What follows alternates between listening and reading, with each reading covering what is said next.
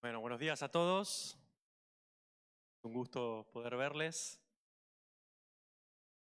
También conocer caras nuevas que nos visitan por primera vez y a ver cómo el Señor crece cada día. ¿Amén? Y eso es por el trabajo de cada uno de nosotros. ¿Amén? Tuya. Bueno, me dejo aquí la Biblia en papel por las dudas, por si hubiese un ataque de un hacker o algo a la tablet y me bloquee todo. Bueno, por si acaso tengo la Biblia ahí en papel.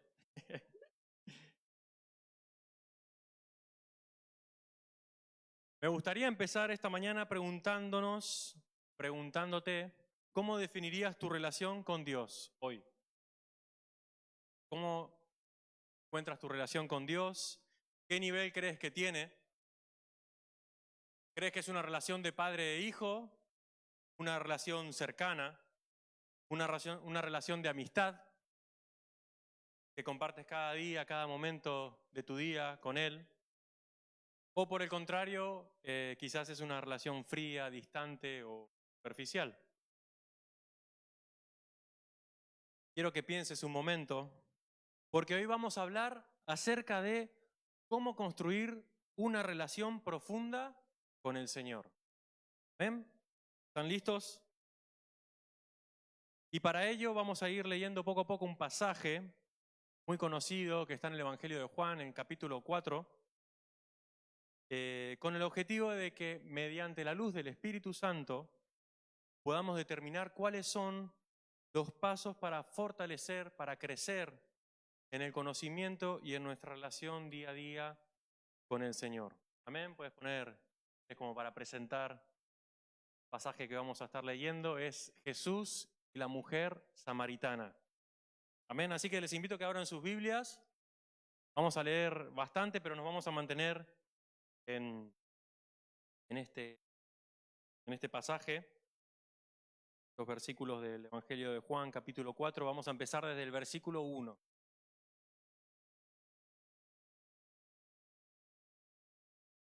Y dice así, yo voy a leer en la Nueva Versión Internacional. Jesús se enteró de que los fariseos sabían que él estaba ganando y bautizando más discípulos que Juan el Bautista. Aunque en realidad no era Jesús quien bautizaba, sino sus discípulos. Por eso se fue de Judea y volvió otra vez a Galilea. Vamos a hacer un parate aquí, paréntesis. Los fariseos comenzaron a ver el rápido ascenso en el ministerio de Jesús. Y esto provocó que se sintieran alarmados, porque a la vez que el ministerio de Jesús crecía, la popularidad de ellos, su influencia sobre el pueblo iba bajando. Entonces a los fariseos, a los maestros de la ley, esto no les gustaba nada, empezaba a caldearse un poco el ambiente, y en vista de esta situación, Jesús es quien decide abandonar Judea, puesto que no quería entrar en un enfrentamiento abierto con estos fariseos y líderes judíos. Así que decidió salir de su mayor área de influencia y regresar a Galilea, donde estas personas tenían menos poder y presencia. En otras palabras, evitó un conflicto, bajó los ánimos. ¿Sí? Es como que dijo Jesús, vale, ahí os quedáis, yo me voy a continuar lo encomendado por el Padre. Y Jesús podía haberlos ya dejado en evidencia a ellos, ¿no? Como lo haría más adelante. Les leo rápido en Mateo 23, versículos 27 y 28, dice, maestros de la ley y fariseos, hipócritas, sois como sepulcros blanqueados, por fuera lucen hermosos, pero por dentro están llenos de huesos de muertos y de impurezas. Por fuera dan la impresión de ser justos, pero por dentro están llenos de hipocresía y de maldad. Jesús no tenía miedo. Y no tenía pelos en la lengua también cuando tenía que decir las cosas. Sepulcros blanqueados. Y aquí, entre paréntesis, dejamos una breve enseñanza. Vemos qué importante es saber cuándo debemos quedarnos y cuándo debemos irnos. No basándonos en las circunstancias que nos rodean, ¿no? Quizás en nuestro entorno, si la circunstancia es favorable, vemos que nuestro ministerio quizás está creciendo o el área de influencia nuestra está creciendo y tengo que quedar aquí. Jesús, en este caso, en lugar de pelear, de enfrentar, ¿qué hizo? Se fue, ¿no? ¿Por qué? Porque seguía la voluntad de Dios, la voluntad del Padre, ¿no? Y es importante que siempre sepamos qué es lo que quiere Dios para mí, para ti, para nuestra familia. Amén. Seguimos con el versículo 4. Como tenía que pasar por Samaria, llegó a un pueblo samaritano llamado Sícar, cerca del terreno que Jacob había dado a su hijo José. Allí estaba el pozo de Jacob. Jesús, fatigado del camino, se sentó junto al pozo. Era cerca del mediodía. En eso una mujer de Samaria llegó a sacar agua. Jesús le dijo: dame un poco de agua. Sus discípulos habían ido al pueblo a comprar comida. Paramos un momento y vemos que en estos versículos el apóstol Juan nos está poniendo en situación. Nos está dando un poco de contexto, nos está ubicando en el tema y nos está mostrando la tensión que tiene esta escena. Vamos a ver ahora por qué. En primer lugar vemos pozo, ¿no? Protagonista, o el lugar en el que estaban reunidos. Estaba Jesús, luego llegó la mujer de Samaria. Y el pozo en aquellos tiempos era un lugar de encuentros sociales, de encuentros importantes. Por ejemplo, Jacob conoció a Raquel con pozo. El siervo de Abraham también encontró a Rebeca, que después sería la esposa de Isaac. Moisés defendió a las hijas de Jetro del ataque de otros pastores. Estuvimos viendo a Moisés el domingo pasado. Del ataque de los pastores, ¿no? Y una de esas hijas de Jetro era la que posteriormente sería su esposa, Séfora. Ya veo a varios jóvenes que están buscando en Google Maps el pozo más cercano. Y ahí se encuentra la esposa, listo. El pozo era un sitio clave en la historia del pueblo de Israel. Es más, si vemos el texto, menciona que el pozo era de Jacob y que se lo había dado a su hijo José. Personas importantes dentro del pueblo de Israel. Habían sido patriarcas.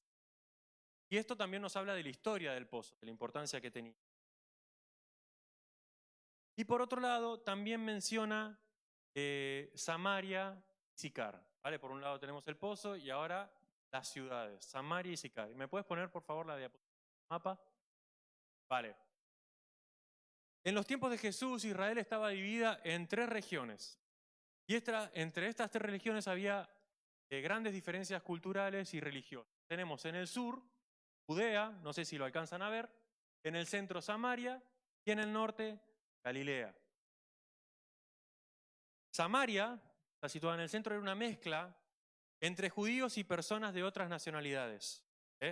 El origen de los samaritanos, si quieren, lo pueden encontrar en 2 Reyes capítulo 17. Y vamos a ver ahí que es cuando el rey de Asiria conquista el reino del norte. Y dice que cuando conquista el reino del norte, inmediatamente transporta a muchos de los israelitas que estaban ahí a otras ciudades de su dominio.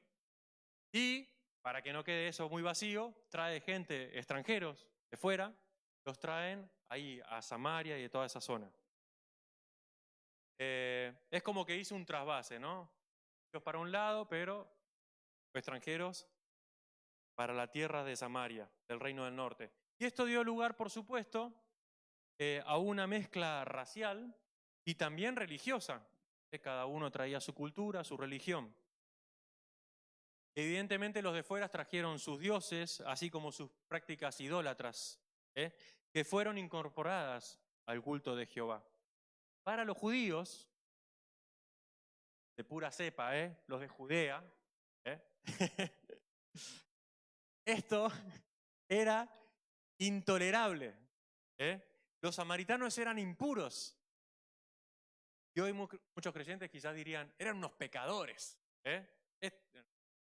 Creyentes no tienen la luz del Señor o miran con una mirada así de arrogancia, ¿no? Que se creen superior a los que no han aceptado a Jesús todavía, ¿no? una actitud altiva, a veces con una actitud de desprecio, ¿no? Los pecadores. ¿Y qué eres? Miren un pecador. ¿No? Fíjense, no solo esto. Más tarde, cuando los judíos, recuerden que primero el reino del norte es el que es conquistado por Asiria, luego el reino del sur es conquistado por los babilonios. Y cuando los judíos regresan del cautiverio en Babilonia y comienzan con la reconstrucción del templo y de la ciudad, que lo pueden ver en los libros de Esdras, de Nehemías, fueron los habitantes de Samaria, los que habían sido sus hermanos, quienes pusieron trabas a la obra y fueron sus principales opositores. Todo esto nos da una idea de por qué los judíos y los samaritanos no se trataban entre sí. Esto lo vamos a ver ahora en el versículo 9 del mismo Evangelio de Juan, capítulo 4 que estamos leyendo. No era que simplemente no se hablaban entre ellos, sino que había un verdadero odio arraigado en los corazones de ambas partes. No es que uno era buenito y malo, no, los dos. Vamos a ver unos ejemplos ahora. Tal es así que cuando los judíos quisieron insultar a Jesús, en Juan capítulo 8, versículo 48, dice que le dijeron que era un samaritano. Como hoy podemos decir un insulto cualquiera, decía, eres un samaritano y que tenía un demonio. Y hay una traducción, la del lenguaje actual, que dice que samaritano igual a extranjero indeseable. Así que, bueno, sí.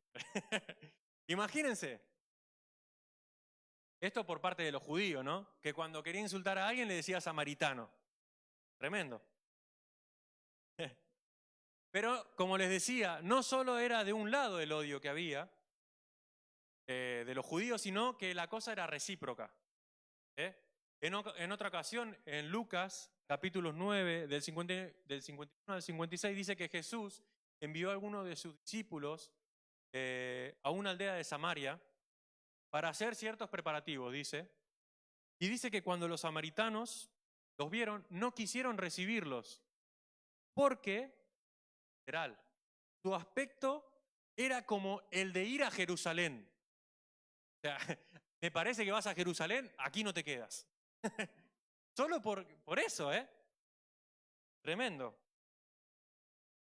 Bueno, también los discípulos en esa situación no se quedaron callados y, parafraseando, le dijeron a Jesús, Señor, haz como Elías, que descienda fuego del cielo sobre ellos y los consuma. Así que bueno, estaba la cosa complicada. Había una tensión muy grande entre los judíos y los samaritanos. Había una tensión racial, religiosa y nacional. Tal es así que vemos en el mapa, los judíos, ven ahí la flecha verde, preferían ir hacia el este, cruzar el Jordán, ir bordeando el Jordán por la región de Perea para ir a Galilea, en lugar de hacer un camino directo como es la flecha roja, pasar por Samaria. Y esto lo hacían porque para evitar problemas, ¿no? Para evitar situaciones hostiles con los samaritanos. Si iban directo podían tardar 3 días, pero haciendo toda esa vuelta tardaban 6 días. Pero ellos, me da igual, prefiero tardar 6 días y con todo lo que conlleva en el desierto, ¿no? Todos los peligros que tiene, el tema del agua. Hoy, bueno, hoy vamos cargado con todo, además con víveres, GPS, localizador por si me pasa algo, llamada de emergencia SOS, todo. Y ibas y no sabías si llegabas o si volvías. Así que tenemos todo esto que contextualiza este momento y por si fuera poco, por si pareciera poco, los hombres no acostumbraban a tener conversaciones largas con las mujeres que no pertenecieran a su familia. Es decir, que esta conversación que vamos a ver ahora, ya fuese por un motivo o por otro, no debería estar ocurriendo. No debería estar pasando. Y además, fíjense en este detalle, está pasando en carne y hueso. ¿Por qué? Tenemos la parábola del buen samaritano, ¿no? que cuando la escuchaban todos se agarraban la cabeza. ¡Ah! Pero era una parábola, era un ejemplo. Aquí Jesús está en carne y hueso, en ese lugar y teniendo esa conversación. Vamos al versículo 9. Entonces, como los judíos no se relacionaban con los samaritanos, claro esto, ¿no? La mujer respondió, fíjense, como quien no ignora el elefante en la sala. ¿Cómo se te ocurre pedirme agua? Si tú eres judío, yo soy samaritana. A partir de ese instante, Jesús comienza a profundizar en la relación con esta mujer. Para conocer a Jesús, lo primero que hay que hacer es dejar que Él se dé a conocer a nosotros. ¿Ven? Jesús tiene que presentarse a nuestra vida. Vamos a la siguiente diapositiva. Placa. Para tener una relación profunda con Jesús, debemos comenzar, obviamente, por conocerle a Él. ¿Amén? Este es el primer punto. Conocer a Dios. ¿Cuántos quieren tener una relación profunda con el Señor? ¿Amén? Pues lo primero que tenemos que hacer es conocer a Dios. Versículo 10. Jesús contestó, si supieras lo que Dios puede dar y conocieras el que te está pidiendo agua, contestó Jesús, tú le habrías pedido a Él y Él te habría dado agua viva. Jesús se está presentando como el mediador, el Mesías, que puede entregarle esa agua que ella no puede alcanzar, no esa agua física, no la espiritual, pero que Dios quiere darle.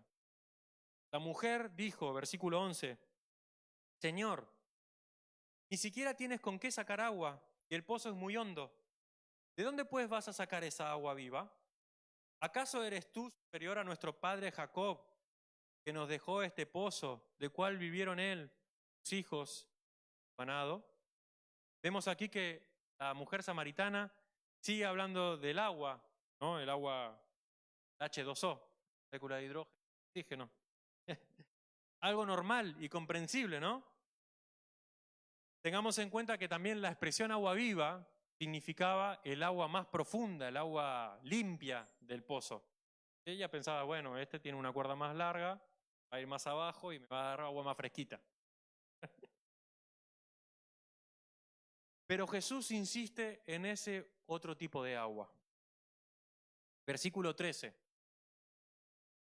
Todo el que beba de esta agua volverá a tener sed, respondió Jesús.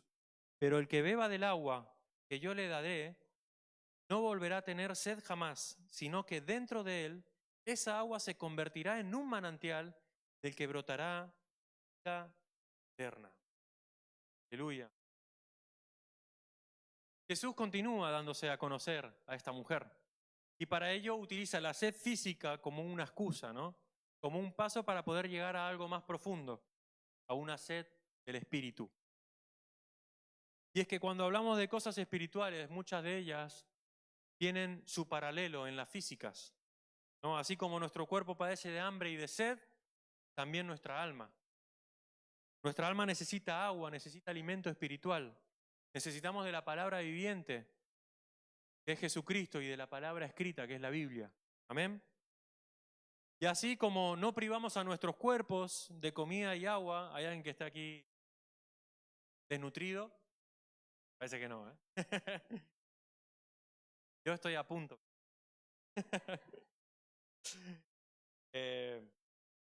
Así como nos privamos a nuestros cuerpos, ¿no? De comida y de agua cuando lo requieren, también así debe ser con nuestra alma. ¿Ven? Pero al hablar de sed, deberíamos ponernos en la piel de esta mujer samaritana, ¿no? En sus zapatos. La sed de una persona en esa cena es muy diferente a la sed que tenemos hoy, que sentimos nosotros en el siglo XXI. No, creo que nadie ha sentido la sed que puede sentir la gente en este momento, ¿no? Nuestra sed hoy en día es de me apetece algo fresquito, ¿no?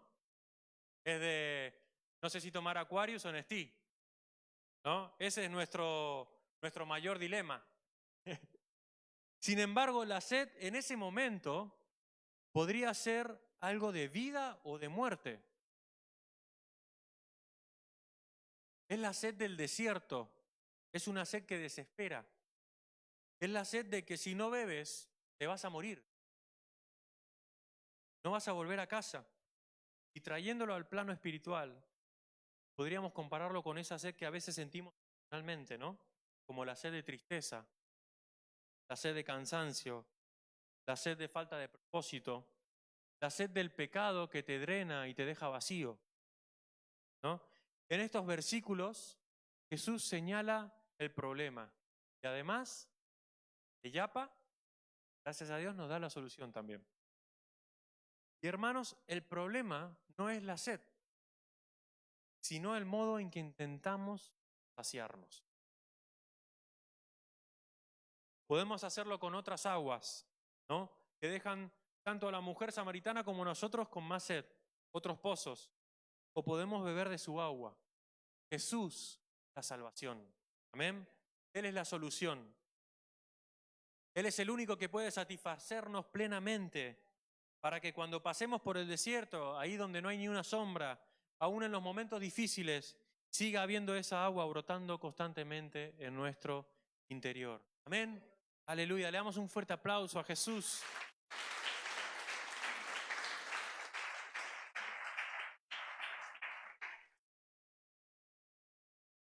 Vamos al versículo 15. Dice, Señor, dijo la mujer, dame de esa agua para que no vuelva a tener sed ni siga viniendo aquí a sacarla.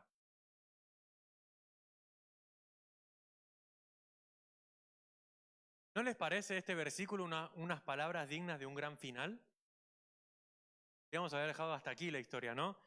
Si hubiésemos leído por primera vez estos versículos, llegados a este momento, podríamos decir, perfecto, broche de oro, ¿no? Termina. Podríamos añadir quizás a estas palabras de la mujer samaritana, Jesús contestándole una vez más y diciendo, hija, tu fe te ha salvado, ¿no? Y Juan, escritor, cerrando ahí la historia con una frase tipo, la mujer samaritana se marchó con su agua de vida. Todos contentos.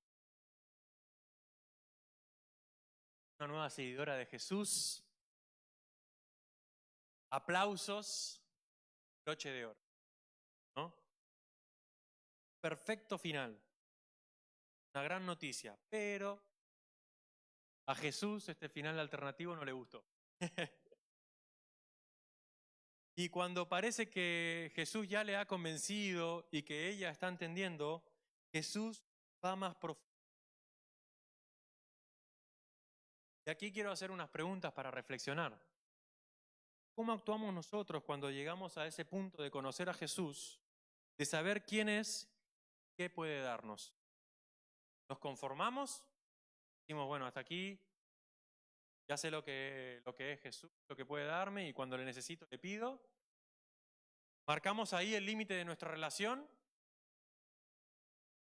Habrá personas que quizás así lo prefieran y es el tema, está en si queremos profundizar nuestra relación con Jesús, ¿no?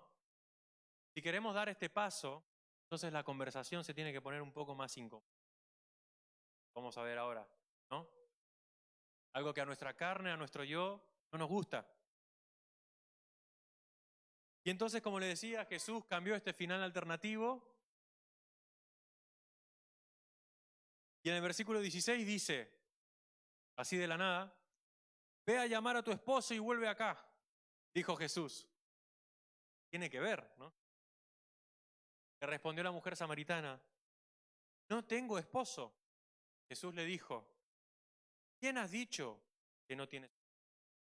Es cierto que has tenido 5 y el que ahora tienes no es tu esposo. En esto has dicho la verdad. La mujer dijo, Señor, me doy cuenta de que eres profeta. Hay personas que describen una relación con Dios como una experiencia teológica, ¿no? Intelectual, otras como algo místico, una revelación divina. Otros optan por explicarlo mejor con las emociones. Pero un encuentro con Jesús es mucho más. Es un descubrimiento, una revelación. Es la llegada de la verdad a nuestras vidas. Es la luz entrando a una habitación que estaba toda oscura, donde reinaba la oscuridad. La luz entró. Conocer a Dios, hermanos, es a la vez descubrir a nosotros mismos. Es vernos desnudos, sin nada que esconder delante de Él. Venían hablando de agua y de repente Jesús le dice, has tenido 5 maridos y ahora no es tu marido. Y la Biblia no nos aclara el porqué de tantos maridos, ¿no? Pudieron ser muchas las causas. En ese tiempo la esperanza de vida era mucho menos. 30, 40 años, dicen. Ahí imagino también que si ibas caminando y te picaba una serpiente, no había medicamentos, no había vacuna, no había nada, así que palmabas, ¿no? No había hospitales, no había medicamentos. Quizás también le tocó de los 5 algún divorcio.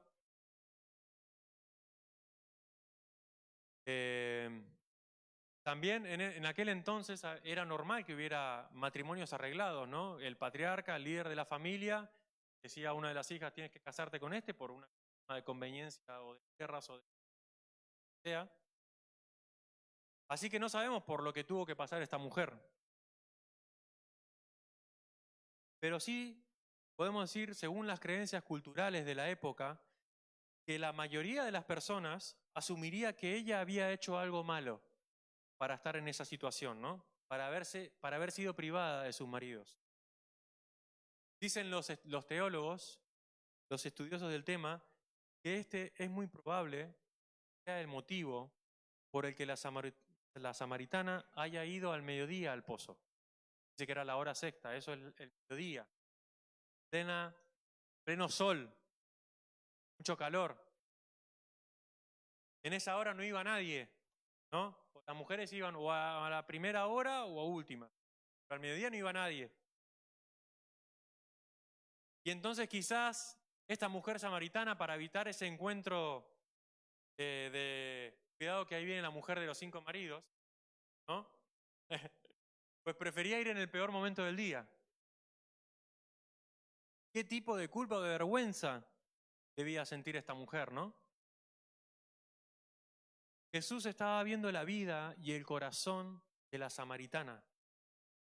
Es como si Jesús le estuviese diciendo, no solo quiero que sepas quién soy, sé quién eres.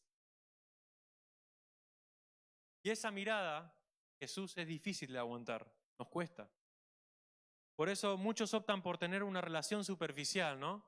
Con la que pueden conocer a Jesús, como marcando una distancia, ¿no? Porque es difícil, hermanos, reconocer que tenemos muchas cosas que cambiar.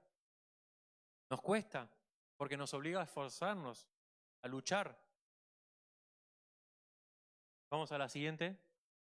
Pero para poder conocerlo y construir una relación profunda con Él, es necesario que nos dejemos conocer por Él.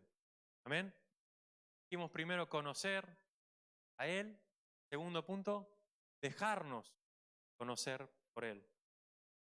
Hay una frase de Calvino, puedes ponerlo, que dice que, la siguiente,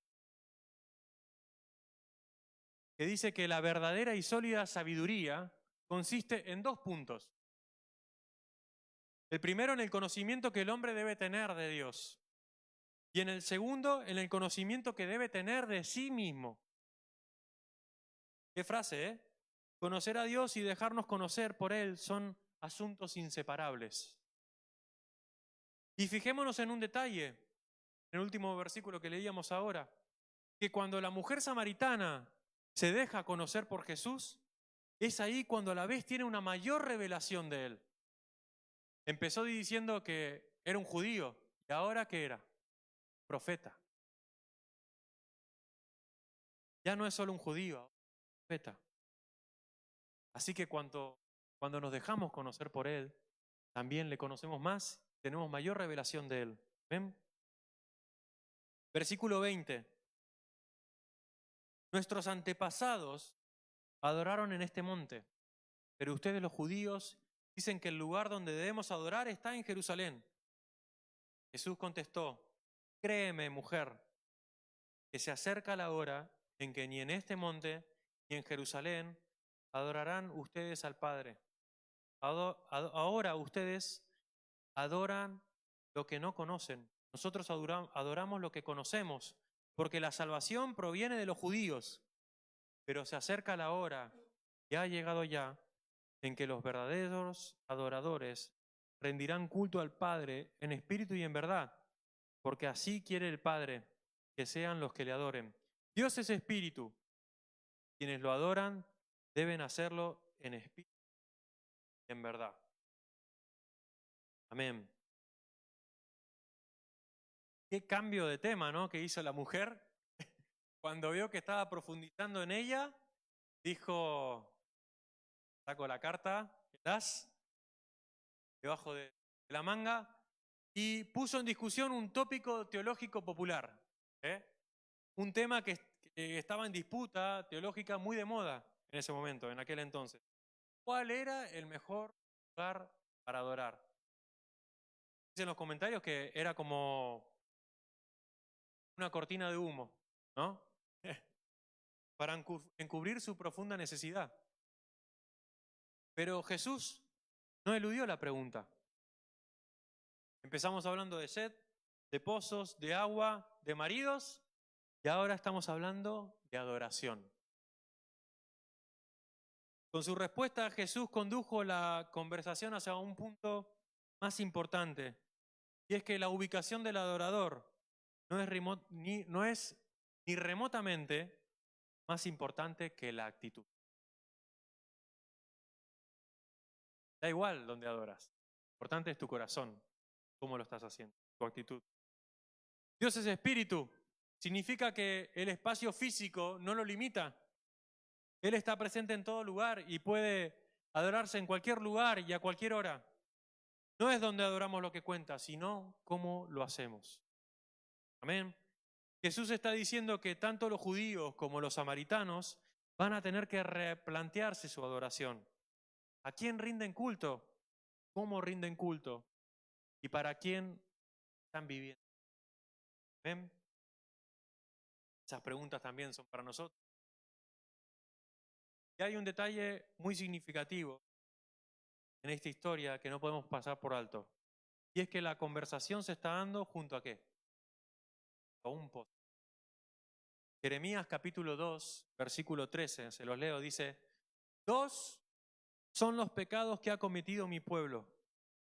Me han abandonado a mí, fuente de agua viva, y han cavado sus propias cisternas, cisternas rotas que no retienen agua. Jeremías aquí está escribiendo esto en un tiempo en el que el pueblo de Israel se había olvidado de Dios y estaban adorando a otros. Se habían desviado. Y usa la imagen de un pozo para referirse a esos ídolos, ¿no? Dios, Jesús, es la fuente de agua viva, el manantial. Pero los otros dioses son cisternas que se rompen, que no nos llenan. Puede ser momentáneo, no nos satisfacen. Así que con esta idea en mente podemos ver que Jesús no solamente quiere que tú seas consciente de tu pecado, ni de tus heridas, ni de tu vergüenza o de tu situación. Quiere descubrir quiénes son tus. Esos dioses son esos pozos que no llegan a llenarte, ¿no? Y esos dioses son los que ocupan tiempo hoy en día.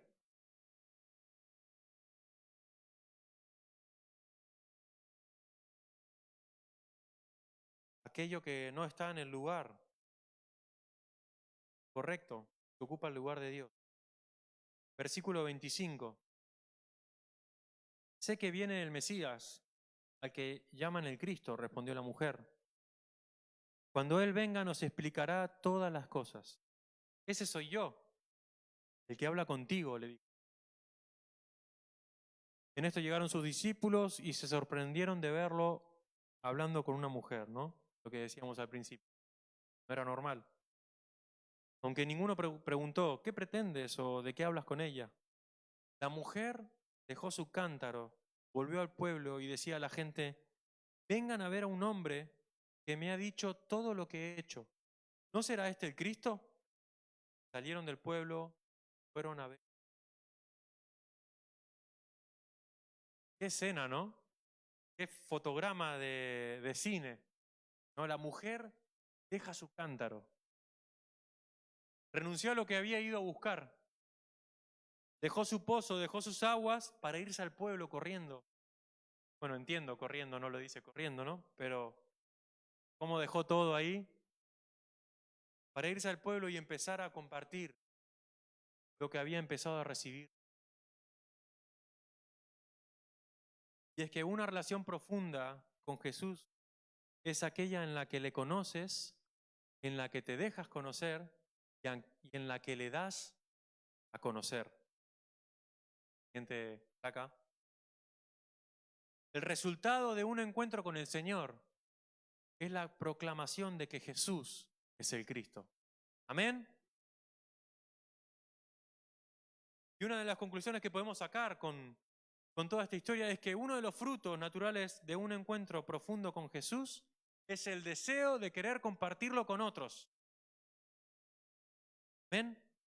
Por tanto, si no hay pasión en nosotros por hablar de Él, si no hay pasión en nosotros por contarles lo que el Señor ha hecho en nuestra vida, de lo que hemos experimentado con su llegada a nuestro corazón, esto podría ser un indicio de que nuestra relación con Jesús es superficial, que no es profunda.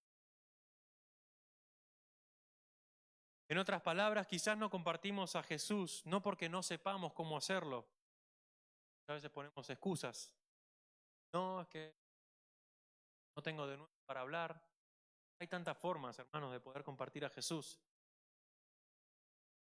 Y no puede que no compartamos a Jesús porque no le estamos conociendo y estamos dejando conocernos a través de Él. ¿Ven? Siguiente.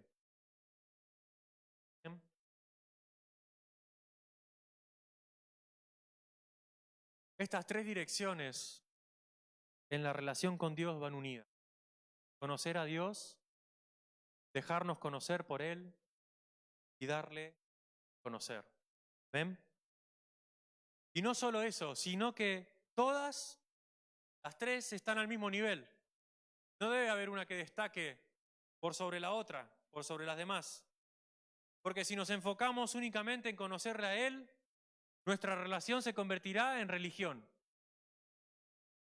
Tendremos un gran conocimiento intelectual de su palabra, pero no la estaremos viviendo. Si nos enfocamos en conocernos a nosotros mismos, podemos caer en culpa o victimismo, en depresión al descubrir lo que somos, o por el contrario, en autosuficiencia, ¿no? Solo me centro en lo que me pasa a mí. Y si solo nos preocupamos por darle a conocer a Él, nuestro evangelio será falso, porque seremos unos hipócritas que estaremos hablando de un Dios que en realidad no conocemos. Así que las tres van unidas, las tres al mismo nivel. Si estuvieses como la mujer samaritana hablando con Jesús cara a cara, ¿de qué no quisieses hablar con Él? ¿Qué tema preferirías que no toque? ¿No? Ahí por dentro, por favor, es que no. Estoy al horno. ¿Qué dolor es el que quieres quitar? ¿Qué pecado quieres abrazar? ¿Qué ídolo quieres aún conservar? Porque justamente es eso lo que el Señor quiere hablar contigo. Amén. Y estamos terminando. Y hay un detalle muy bonito en esta historia, ¿no? Que me encanta. Y es que la conversación que Jesús tiene con la mujer samaritana, ¿saben qué? La conversación más larga que Jesús tuvo, que está reflejada en la Biblia, en los evangelios, con una persona. No fueron los discípulos, no, fue con la mujer samaritana. Y es que si quieres llegar al fondo de la cuestión, si quieres llegar a lo que hay en el fondo del corazón, necesitas dedicar tiempo. ¿Ven? Imagínense que alguien me pregunta, ¿qué tal va mi relación con Emil, esposa, no? Yo le respondiera, bien. Ayer fuimos a pasear a nuestra perra, a Loba, y el jueves hicimos unas pizzas, ¿no? Claro, dice. Es absurdo, ¿no? Que yo defina mi relación de esa manera. Eso no define una relación.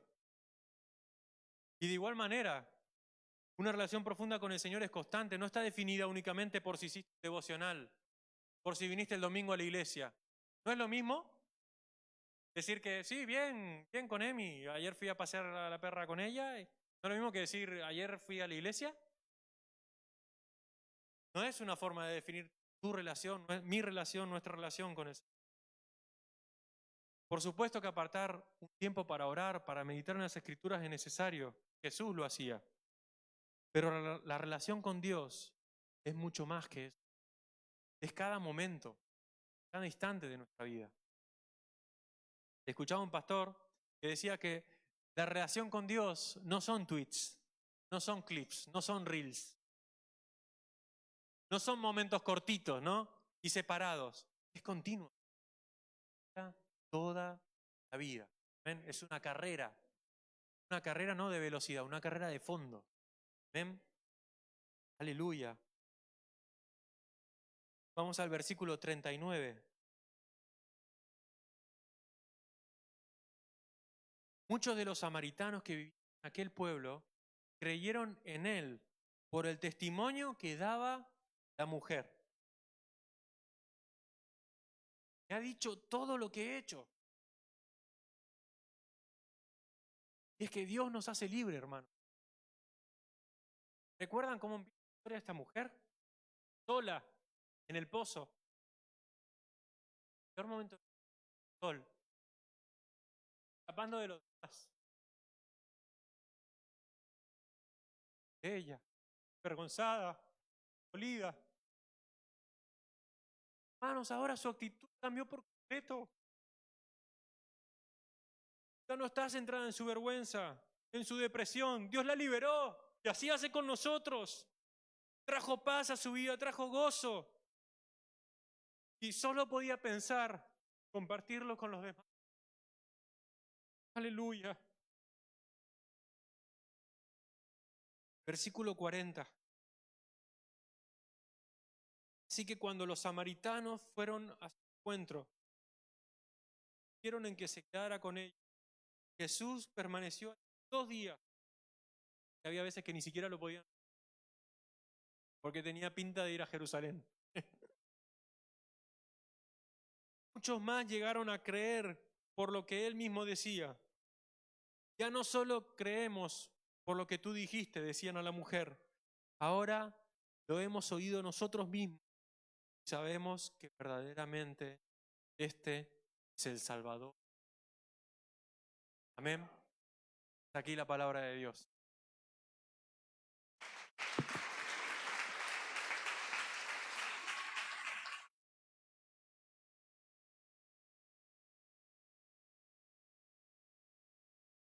Gracias, Tito, por hacernos.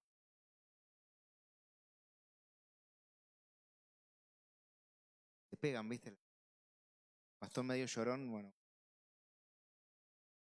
Hermoso es poder hablar de con. Yo no sé cómo está tu relación con Dios. Tampoco puedo estar en tu relación con Dios, estoy con la mía. Y hay temporadas que tengo buenísimas, temporadas que las tengo ganas. Pero sé que el Señor está siempre. De verdad, mis queridos hermanos, creo que confrontamos la palabra de Dios confronta la palabra de Dios. Realmente, ¿qué estamos haciendo?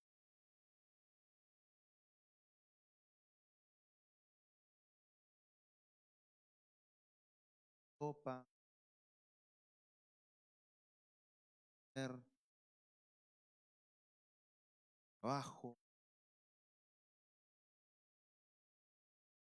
algo de dinero, vamos de vacaciones,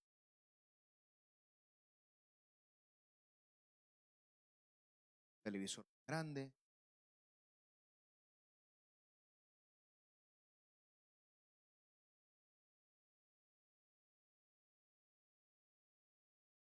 Intentamos siempre tener las mejores cosas.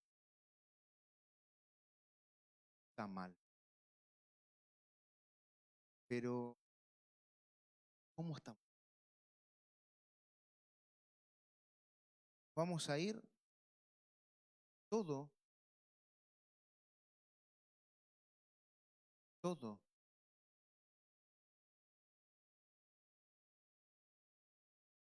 ¿No? A los faraones con... Fíjense la locura que, hermanos, y el deseo de tener cosas de esta vida, que los faraones se enterraban a sus concubinas vivas muchas veces. Se morían dentro de las tumbas. Que se las querían llevar para arriba. Yo sé que a mi señora la voy a encontrar arriba también. Pero no la voy a enterrar conmigo.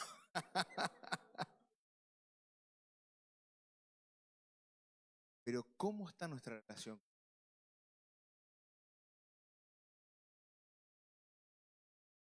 No, ¿cómo es nuestra religiosa? ¿Cómo es nuestra... Cuando estamos asunto, cuando estamos haciendo algo que a Dios no le gusta, a nosotros sí nos gusta, que a Dios no le gusta, ¿cómo está nuestra relación en ese momento? ¿Cómo le decimos que voy a hacerte a un lado que me voy a mandar una, pero buena? Muchas veces se en cuenta Dios. Porque no tenemos en cuenta que Dios está 4 horas. Cuando tú pecas, Dios no se... El Espíritu Santo se duele. A Él no le hace daño porque es Dios, ¿eh? Pero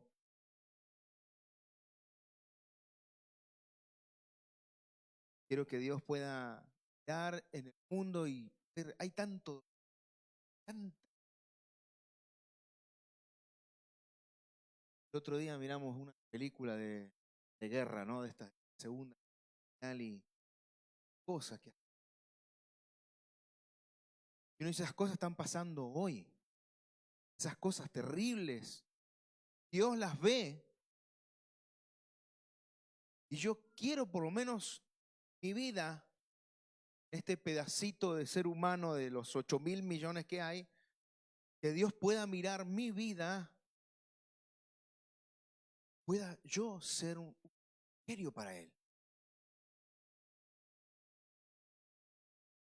Hablábamos de Job, ¿no? Ernest. Job fue un hombre que era un refrigerio para Dios. Yo sé, cometió. Los hijos de Dios estaron allí. Dios dijo, siervo Job, se halla. Decir eso de mí. Y que lo pueda dar a conocer. Y ese es el Dios que tenemos que dar a conocer. Porque normalmente queremos dar a conocer a la iglesia, ¿no? Y por eso comenzamos con las excusas. Bueno, en la iglesia no somos perfectos. Querido, enamore a la gente. Porque cuando la gente está enamorada de Jesús, viene a la iglesia, ve los errores, los pasa por ahí. Porque está enamorada de Jesús. Amén. Aleluya. Gracias, de verdad. Gracias, Martín. palabra. Hoy le hemos tenido un fresca. Espero que la podamos poner en práctica, que la podamos poner por obra, que esta semana sea una semana de conocimiento de Dios. Amén. De que te alejes un poquito de tus cosas, de lo que te gusta, y que puedas acercarte más a Dios. Amén. Gracias. Gracias, Padre, porque nos hablas, Señor, que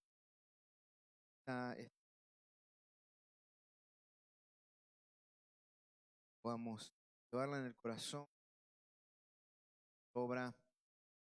Ayúdanos, Señor, a que no nos vayamos de este lugar y sea otra vez lo mismo y vueltas sobre las mismas cosas, sino que podamos avanzar, Señor. Que sea una semana de madurez, de crecimiento, Señor, para cada hermano y para cada hermana en la congregación. Señor, también te ruego que digas toda la iglesia, todas las congregaciones, las que están en Barcelona, otros lugares que están hablando tu palabra, Señor, que tú les has hablado hoy, Señor, y otros días también, pero hoy que es domingo y nos juntamos, Señor, las oraciones para escucharte.